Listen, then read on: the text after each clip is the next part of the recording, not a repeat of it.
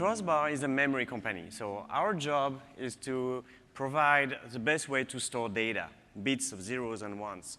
That can be pictures, movies, operating systems, encryption keys, applications, train model for neural networks, a lot of different applications.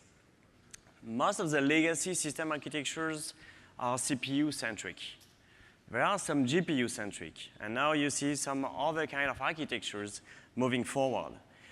But you've seen across all the presentations since yesterday morning, this is always the same problem, how you get access to this data. So this memory bottleneck that everybody is talking about, this will be the topic of this talk, and we'll talk about data-centric, memory-centric computing, how you put the data at the center of the discussion when you start a new architecture.